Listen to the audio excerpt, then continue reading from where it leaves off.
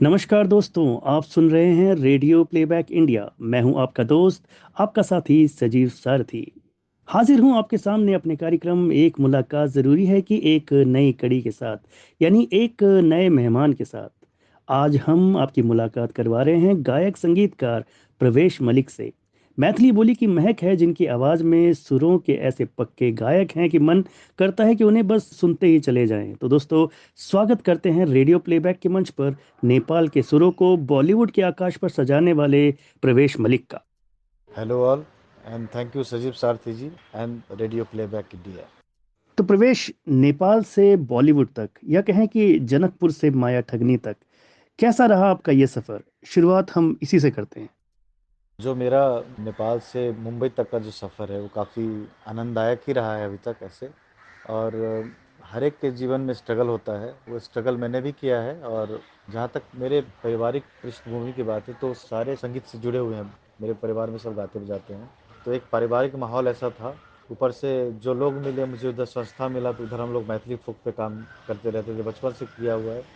क्या होता है कि हम जैसे फैमिली में, मिडिल क्लास फैमिली में होता है कि आप कुछ भी करिए, लेकिन एक कमाने का ज़रिया जो होता है वो आपको चूज़ करना पड़ता है कि आप कमा किससे सकते हैं। तो इसलिए पढ़ने में भी ठीक ठाक था, तो पढ़ाई मेडिकल चूज़ किया और मेडिकल के लिए मेहनत करने लगा। फिर बाद में पता चला कि मेडिकल छोड़ के फिर मुझे म्यूज़िक ही करना है। फिर वहाँ से सीखने के लिए दिल्ली आया, और दिल्ली में फिर मैंने क्लासिकल म्यूज़िक पे काम किया, क्लासिकल म्यूज़िक सीखा पंडित मधुप मुदगल जी से। फिर दिल्ली यूनिवर्सिटी से मास्टर्स किया म्यूज़िक में ही। फिर वहाँ से आके बीच में शादी भी हो गई। उसके बाद दिल्ली में मैं करीब 2000 टू 2013 तक रहा, और फिर वहाँ से मुंबई आ गया। और मुंबई में बस 7 साल से हूँ, अब स्ट्रगल चल रहा है, कुछ कुछ सफलता भी हासिल हुई है।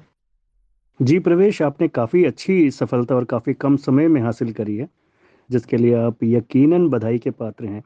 मैं ये जानना चाहूँगा कि आपने जैसे बताया मैथिली फोक से स्टार्ट किया आपने, उसके बाद आपने क्लासिकल म्यूज़िक भी सीखा और उसी दौरान आपकी शादी भी हुई। तो क्या दिल्ली में रहते थे जब, मतलब संगीत के माध्यम से आपकी घर चलाने लायक या गुजारे लायक आपकी इनकम आने लग गई थी क्या? एक्चुअली मैं जब दिल्ली आया तो पहले तो 2-4 साल काफ़ी रगड़ के सीखा। और फिर पता चला बीच में एक फेज आया कि चलो मैं संगीत नहीं कर सकता, क्योंकि जो मैं ढूंढ रहा था वो मिला नहीं। और धीरे धीरे फिर मैं पंडित जी के सानिध्य में आया, पंडित मधुसूदन जी के। फिर वहाँ से लगने लगा कि नहीं, अब मैं जो ढूंढ रहा था सीखने के लिए वो मुझे मिल गया। तो इधर सीखने सिखाने का, मतलब सीखने का दौर शुरू हुआ। और उस बीच में क्या हुआ कि मैंने मास्टर्स किया दिल्ली यूनिवर्सिटी से। उसके बाद मुझे एक इंटरनेशनल स्कूल में जॉब मिल गया एज ए म्यूज़िक टीचर। तो उसमें इतना इनकम हो जाता था कि मैं दिल्ली में आराम से, मतलब घर चला सकूँ। और उसी जॉब की बेस पे मेरी शादी भी हो गई, इनकम की बेस पे। और आई थिंक म्यूज़िक टीचर का ही जॉब मैंने पहला ही किया। और उससे पहले मैं काफ़ी freelancing jobs like jingle production, कुछ audio production, albums, background theatre में करता था, एनएसडी में काफ़ी प्ले किया। उसके बाद क्लासिकल प्रोग्राम्स करता था, उसमें हारमोनियम बजाने भी जाता था मैं, तानपुरा भी बजाया है, गाया भी है। तो ऐसे में गंधर्व क्वायर से भी हूँ। तो ऐसे मिला जुला के अच्छा खासा इनकम एक हो जाता था, जिससे मैं आराम से, बहुत आराम से दिल्ली में अच्छे खासे लेवल पर रह सकूँ। बस ऐसे ही है। जी प्रवेश, मेरा इस सवाल को पूछने का उद्देश्य ये था कि बहुत से लोग जो है वो ये मानते हैं कि बॉलीवुड ही एक अंतिम डेस्टिनेशन है किसी भी संगीतकार के लिए, गायक के लिए या किसी भी कलाकार के लिए। पर मुझे लगता है कि अगर आपके अंदर कला है तो आप बिना बॉलीवुड के भी आप अपने आप को सस्टेन कर सकते हैं।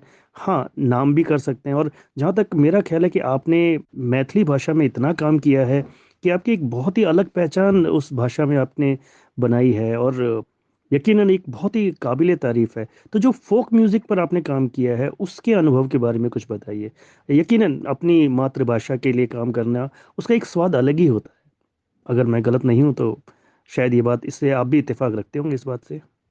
नहीं, ऐसा नहीं कि बॉलीवुड में ही, मतलब एक बॉलीवुड तक पहुंच जाए तो कमाने का जरिया मिल जाए, ऐसा कुछ नहीं है। आजकल दुनिया ग्लोबल है, और इंटरनेट जब से आया है, जब से ग्लोबल हुआ है यूट्यूब, तो जो बिगनर्स हैं, जो म्यूजिशियंस हैं, उनको कोई प्लेटफॉर्म खुद ही वो क्रिएट कर सकते हैं। और जो अच्छा म्यूजिक करता है वो ऐसे ही स्प्रेड होता है धीरे धीरे। और ख़ास करके जो फोक रिलेटेड है, तो वो तो मिट्टी की खुशबू है उस म्यूज़िक में, तो उससे सब रिलेट करते हैं। और जहाँ तक मैथिली की बात है, तो मैथिली से मेरा अलग प्रेम है, क्योंकि मेरी मातृभाषा मैथिली है। तो इसलिए मैं बचपन से मैथिली पे वर्क करता आया हूँ, मैथिली फ़ोक पे काम करता आया हूँ। हाँ, इनकम वाइज़ आप बोलेंगे तो मुझे मैथिली से मैथिली से इनकम नहीं होता है बिल्कुल भी अभी, क्योंकि मैं लाइव परफ़ॉर्मेंसेज़ भी अभी कम ही किया है। जब मैं दिल्ली में था तो बैंड सानिध्य बैंड था, तो उसमें मैं मैथिली सॉन्ग्स भी गाता था, तो उसके थ्रू जो गिग्स जो शोज़ मिलते थे उसमें इनकम होता था। लेकिन ऐसा बोलेंगे कि सिर्फ़ मुझे फ़ोक पे काम करके, मैथिली फ़ोक पे काम करके मुझे कुछ इनकम हुआ है, तो वो इनकम नहीं होता है। लेकिन ये मैं अपने कर्तव्य समझिए, या मुझे अंदर से है कि मुझे मैथिली फ़ोक पे काम करना चाहिए, इसीलिए मैंने किया। जी प्रवेश, तो थोड़ा सा कुछ हमारे श्रोताओं के लिए अपनी मैथिली भाषा में, जो बहुत ही मधुर भाषा है, उसमें जो आपने कुछ बनाया है वो सुना दीजिए। होली का सीज़न नज़दीक है, तो कुछ होली से रिलेटेड ही कुछ आपने बहुत सारे गाने बनाए हैं। मैं आपका एक गाना सुन रहा था, परदेसिया करके। तो दो लाइनें अगर उस गाने की अगर आप गा देंगे तो काफ़ी अच्छा लगेगा। जी, परदेसिया पिछले होली पे रिलीज़ किया था मैंने, और इस गाने को खूब बहुत लोगों ने बहुत पसंद किया है, और इवन सिर्फ़ मैथिल ही नहीं, दूसरे भाषा के लोगों ने भी बहुत पसंद किया इस गाने को।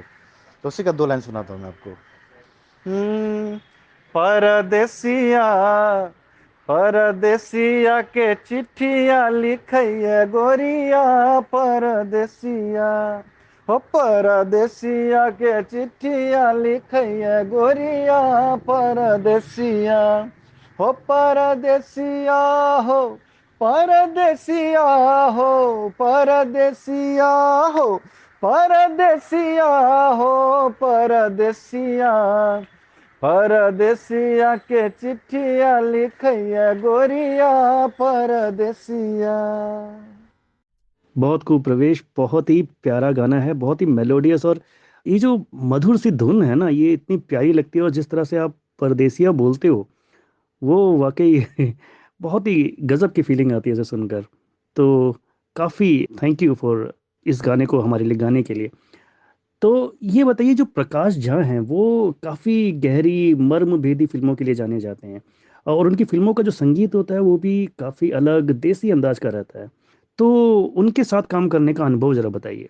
जी, प्रकाश झा सर से मैं मिला जय गंगा जल के टाइम पे। एक्चुअली प्रकाश झा के जो एडिटर हैं संतोष मंडल जी, तो मेरे अच्छे मित्र हैं।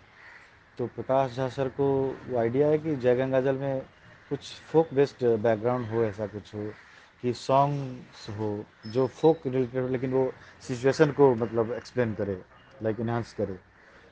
तो उन्होंने शायद काफ़ी सारे को ट्राई किया, तो उसमें एक मैं भी था जो संतोष मंडल जी के थ्रू गया, कि संतोष मंडल जी ने बोला कि आप आ जाओ और प्रकाश झा सर से मिलो। तो मैं गया, तो उन्होंने मुझे पूछा कि सुनाइए कुछ। तो मैं मुझे जो 4-5 था उस टाइम, जो उन्होंने सिचुएशन बोला उसमें मैंने 4-5 गाना सुनाया। तो उन्होंने मुझे कुछ 6 सिचुएशन दिए, और उन्होंने बोला कि देखिए ये सिचुएशन है, और आप इस पर कुछ गाना बना के लाइए, मुझे सुनाइए, और एक का 3 स्क्रैच होना चाहिए एटलीस्ट, 3 ऑप्शंस। मैंने बोला जी ठीक है। तो मैंने बोला कितना टाइम है सर? तो उन्होंने बोला आपके पास 3 दिन है। वो पहला अपॉर्चुनिटी था मेरा मुंबई में, बहुत बड़ा अपॉर्चुनिटी। तो मैंने भी अपना 3 दिन में 18 स्क्रैच उनके पास लेके गया बना के, और 18 में से 12 उन्होंने सेलेक्ट किया। और इस तरह से जय गंगा जल में जितने सारे गाने हैं उन्हीं फोक्स जो मेरे थ्रू आया था उनको, तो फिर हम लोगों ने सलीम सुलेमान के साथ मिलके उसको रिक्रिएट किया, और काफ़ी अच्छा एक्सपीरियंस रहा उनके साथ। एक्चुअली जनकपुर से आके फिर दिल्ली के बाद पहली बार इतने बड़े डायरेक्टर से मिला, तो एक तो मिलते ही एक अलग हौसला हो गया मन में, एक विश्वास हो गया कि नहीं मैं सही डायरेक्शन में हूँ, क्योंकि इतने बड़े डायरेक्टर ने मुझे बुलाया है, तो आई थिंक मैं कुछ सही कर रहा हूँ। और उन्होंने जब सिलेक्ट किया गाना तो एक बढ़ गया हौसला, और तब से मतलब अभी तक काम कर रहा हूँ। और अभी भी उनका एक लेटेस्ट फिल्म है मट्टो की साइकिल, जिसमें उन्होंने खुद ही अभिनय किया है, तो उसमें भी मैंने म्यूज़िक किया है, और उसके अलावा भी उनके काफ़ी डॉक्यूमेंट्रीज में भी मैंने म्यूज़िक किया है। 3 दिन में 18 स्क्रैच बनाकर देना, और वो भी इतने बड़े निर्देशक को, अपने आप में ही एक कमांडेबल बात है प्रवेश। तो ये बताइए कि सलीम सुलेमान ने जब आपके साथ काम किया तो धुनें आपकी थी, उनको संगीत से संवार रहे थे सलीम सुलेमान, जो कि एक बॉलीवुड के देखा जाए तो बहुत बड़े संगीतकार हैं, बहुत बड़े। तो कैसा जो अमालगमेशन था आप दोनों के बीच में, जो संयोजन था वो कैसा था, वो बताइए, वो एक्सपीरियंस आपके लिए कैसा रहा। चलिए, सब कुछ पहली बार हो रहा था। सलीम सुलेमान सर इतने बड़े नाम, प्रकाश झा सर इतने बड़े नाम, तो सब कुछ पहली बार हो रहा था, तो मैं काफ़ी अमेज्ड था, और एक अंदर से एक अलग ही एनर्जी महसूस कर रहा था। और खास करके सलीम सर से जब मिला मैं, तो मुझे लगा यार इतने बड़े लोग और ये इतने सरल कैसे हैं ये, मतलब बहुत अच्छे इंसान सलीम सर। और उनके साथ काफ़ी सीखने को भी मिला। और उन्होंने जो जिस तरह से उस धुन को अरेंज किया, मतलब वहाँ से काफ़ी कुछ मुझे अरेंजमेंट का भी कुछ कुछ बारीकियाँ सीखने को मिली। और जिस दिन मैं गया उनसे मिलने, तो माया ठगनी जो आप बोल रहे थे, माया ठगनी सॉन्ग, तो उन्होंने जब माया ठगनी सुना तो बोला कि ये तो तुम्हारी वॉइस में ही जाएगा, कैन यू रिकॉर्ड दिस। मैंने बोला या आई कैन रिकॉर्ड। उन्होंने बोला राइट नाउ। तो मैंने बोला यस आई एम रेडी। तो संतोष मंडल जी ने बोला कि तुम 2-3 दिन प्रैक्टिस करके कर लेना, अलग से बोला उन्होंने। तो मैंने बोला नहीं भैया, अभी वो बोल रहे हैं तो अभी गा देते हैं ना, क्या प्रॉब्लम है, गन्स आर लोडेड ऑलरेडी। तो मैं लोड करके ही गया था, क्योंकि इतने दिनों के बाद कोई बुला रहा था। तो उन्होंने जैसे बोला रिकॉर्ड कर दो, मैं गया और रिकॉर्ड कर दिया। वो आई थिंक मुश्किल से आधा घंटा भी नहीं लगा वो गाना गाने में, और रिकॉर्ड कर दिया और सबको पसंद भी आया। तो इस तरह से सलीम सर के साथ मतलब पहली बार मैं इतने बड़े म्यूज़िक डायरेक्टर से मिला, अपने फील्ड के लोग से। और उनके साथ काफ़ी अच्छा लगा काम करके। और सबसे बड़ी बात कि अच्छा म्यूज़िक करना ही नहीं, अच्छा इंसान होना भी बहुत ज़रूरी है। और वो मैंने सलीम सर से सीखा। और बहुत गुणी आदमी है। हाँ प्रवेश, बात जब चल पड़ी है माया ठगनी की, तो हम दो लाइनें इस सुंदर से गीत की भी आपसे सुने बिना आगे बढ़ जाएं तो थोड़ा सा अन्याय होगा श्रोताओं के लिए। तो प्लीज जरा दो लाइनें इस गाने की भी हमारे लिए सुना दीजिए। 2 लाइन माया ठगनी का। माया ठगनी नाच नचावे,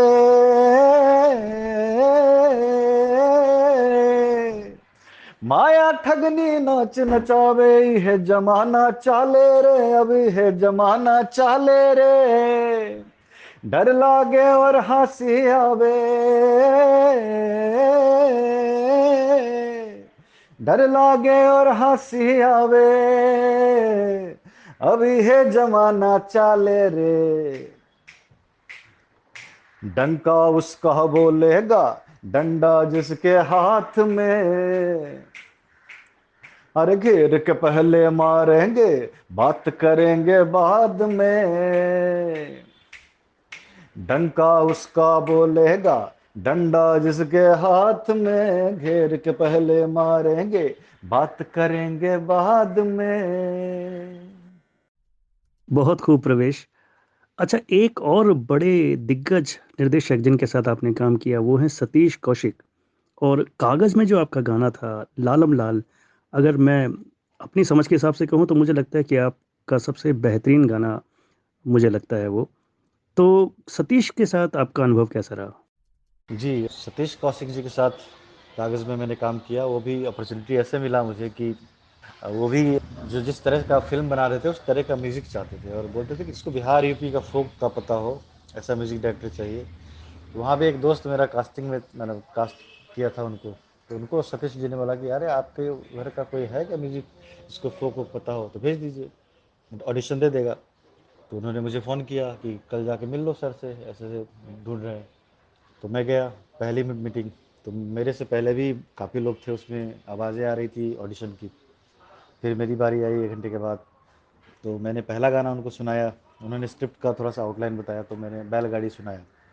और बैलगाड़ी उनको इतना पसंद आया कि अभी भी फिल्म में भी बैलगाड़ी है। फिर 2-4 गाने और सुनाए मैंने। तो उन्होंने बोला ओके प्रवेश, आई लेट यू नो, आपका मुझे म्यूज़िक पसंद आया, ऐसे होपफुली काम करेंगे हम साथ में। तो जैसे ही मैं वहाँ से निकला, तो आधे घंटे बाद कॉल आता सर का कि you are doing this movie. और जहाँ तक लालम लाल सॉन्ग जो है, Lalam Lal actually commercial song है। तो एक्चुअली बेस्ट सॉन्ग क्या बोलेंगे, मतलब कमर्शियल है तो उस परिवेश का अच्छा है, मेलोडी वाइज बहुत रिच सॉन्ग है। और ये मैंने सतीश जी के सामने ही कंपोज किया था, उनके ऑफिस में ही। उन्होंने मुझे लिरिक्स दिखाया कि ऐसा ऐसा लिरिक्स है, इसको हम चाह रहे हैं कि एक ऐसा कुछ सॉन्ग आए। तो उन्होंने जैसे लिरिक्स दिखाया तो मैं हारमोनियम लेके गया था। तो मैंने उधर ही उनको लालम लाल गा के सुना दिया। और उनको वो बड़ा पसंद आया। तो ऐसे ही करके लालम लाल सॉन्ग बन गया। सतीश जी काफ़ी अनुभवी है। फर्स्ट ऑफ ऑल कि मैंने मिस्टर इंडिया में उनका कैलेंडर वाला जो रोल था, वो दिमाग में बैठा हुआ था बचपन से। और जब उनसे मिला तो मैं अपने आप में गौरवान्वित महसूस कर रहा था कि मतलब सतीश जी से मिल रहा हूँ। काम करूँ ना करूँ वो अलग बात थी, लेकिन उन्होंने मुझे जब सिलेक्ट भी कर लिया तो एक अलग सी खुशी मिली, और काफ़ी कुछ सीखने को मिला सतीश जी से भी। बहुत अच्छा अनुभव रहा। जी प्रवेश, आपका एक और गाना था जो आपके टिपिकल अंदाज है, यानी कि राग बेस या कह लें कि फोक बेस जो सॉन्ग्स हैं उससे काफ़ी अलग, एकदम बॉलीवुड कमर्शियल टाइप का गाना था। तो उसमें भी आपकी आवाज़ लेकिन काफ़ी उभर कर आई थी, जिसका नाम था स्वीटी तेरा ड्रामा। और ये फिल्म भी बहुत बड़ी फिल्म थी और इसमें बड़े बड़े आर्टिस्ट थे और ये फिल्म कामयाब भी बहुत हुई थी, इसके गाने भी खूब चले थे। तो ये आपके लिए एक नई टेरिटरी रही इस तरह का गाना गाना? एक्चुअली सर, जब म्यूज़िक करने आए तो सब कुछ सारे जॉनर्स कवर करने पड़ते हैं। तो ऐसा नहीं कि मैं फ़ोक में ही काम करता हूँ। मैंने काफ़ी सारे स्केचेस बना रखे हैं जो मतलब सब तरह का म्यूज़िक। तो ये स्वीटी तेरा ड्रामा भी वही हुआ कि मैंने मतलब जैसे रैप पार्ट गा के किसी दोस्त को लिया था, उनके थ्रू तनिष्क बागची ने मुझे फ़ोन किया कि अरे सर प्लीज़ आके आप रिकॉर्ड कीजिए गाना, आपकी आवाज़ मुझे बहुत पसंद है। उन्होंने शाम को फ़ोन किया कि आप आ सकते हैं? तो जी आ सकता हूँ। फिर उन्होंने, मैं दोबारा फ़ोन करता हूँ। फिर उन्होंने मुझे कितना 12-1 बजे रात में फ़ोन किया कि अभी आ सकते हैं? मैं अभी, हाँ। तो मैं जी आ जाता हूँ। तो मैं ऐसे गया और 1:30-2 बजे रात में ये गाना मैंने रिकॉर्ड किया था, स्वीटी तेरा ड्रामा। तो ये फुल टू कमर्शियल था और इससे काफ़ी पहचान मिल गया कि क्योंकि ये गाने का रीच इतना है और बहुत मूवी का मतलब स्टार कास्ट बहुत अच्छे थे। इसके थ्रू मैंने रेडियो मिर्ची में परफॉर्म किया था। तो ये गाना का रीच इतना था कि इससे काफ़ी अच्छा पहचान मिल गया और एक अलग अनुभव रहा। और पहली बार मैंने बॉलीवुड में ऐसा गाना किया था, मतलब बाहर नहीं आया था, लेकिन स्वीटी तेरा ड्रामा के थ्रू एक फुल टू कमर्शियल सॉन्ग किया, डांसिंग सॉन्ग। जी प्रवेश, तो ये बताइए कि भविष्य में आप और क्या क्या करने जा रहे हैं, और किन फिल्मों में हम आपके गाने सुन पाएंगे, किन नॉन फिल्मी म्यूजिक में आप काम कर रहे हैं? कुछ अपनी योजनाएं बताइए। जी सर, मेरा प्लान काफ़ी मतलब सब तरह का म्यूज़िक करना है। और आजकल ओटीटी का ज़माना है, तो उसके रिलेटेड जो आजकल बहुत सारे क्रिएटिव वर्क्स हो रहे हैं, जैसे काफ़ी सारे सीरीज़ आ रहे हैं। तो उसमें मैं अभी लेटेस्ट काफ़ी सारा 3 आई थिंक 4 सीरीज़ कर रहा हूँ। उससे पहले मैंने अभी एक आने वाली है एमएक्स पे, रनअवे लुगाई, संजय मिश्रा है उसमें, अविनाश दास जी ने डायरेक्शन किया है उसका। तो उसका भी म्यूज़िक किया मैंने। एक बिहड़ का बागी आया था, उसमें भी म्यूज़िक मैंने किया था। और एक ट्रांसपेरेंसी डॉक्यू ड्रामा था, उसमें भी मैंने किया था। अभी 3-4 और आ रही है। और मूवीज़ भी है मेरे पास, जैसे मैं नेपलीज़ मूवी भी कर रहा हूँ, हिंदी भी है, 2-3 मूवी अभी मेरे पास। और मैथिली तो मेरा कंटिन्यू है कि मैं कुछ भी करूँ ना करूँ, मैथिली तो करता रहूँगा। तो इस तरह से जब तक चल रहा है बस म्यूज़िक करता रहूँगा और हर जॉनर कवर करने की कोशिश करूँगा। जो मुझे आता है ज्ञान, जो भी मिला है गुरुओं से, उसके अकॉर्डिंगली मैं खूब मेहनत करूँगा और आगे ऐसे ही काम करता रहूँगा। प्रवेश, हमारी पूरी टीम की तरफ से आपको बहुत सारी शुभकामनाएं। लेकिन आपसे एक गीत और सुनने की फरमाइश है मेरी, जो मेरा बहुत फेवरेट है, लालम लाल जो गीत है। 2 लाइनें प्लीज उसकी भी हमारे श्रोताओं के लिए। जी, आपको भी बहुत बहुत धन्यवाद सजीव जी, और रेडियो प्लेबैक इंडिया को भी, पूरी टीम को बहुत बहुत धन्यवाद कि आपने मुझे यहाँ बोलने का मौका दिया।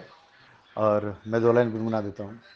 लालम लाल गुल अनार, सैया हर दिल के सरदार, जब तक ले लू ना बालैया, हरगिज घर से मत निकलना सैया। ओ सैया, सैया सौतनों से भरे सारे यूपी के बाजार, सैया सौतनों से भरे सारे यूपी के बाजार।